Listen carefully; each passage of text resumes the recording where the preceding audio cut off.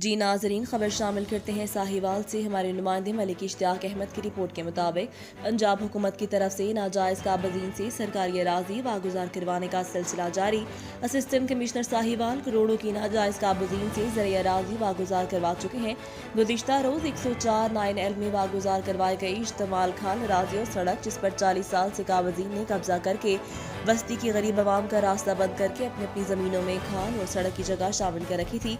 बस्ती के लोगों और वहाँ के पतीवाल जमींदार इमरान खान गजाली ने तकरीबन 10 साल से वागुजार करवाने के लिए दरख्वास्तें दे रखी थी, जो सियासी पुष्पनाही की वजह से वागुजार न हो सकी।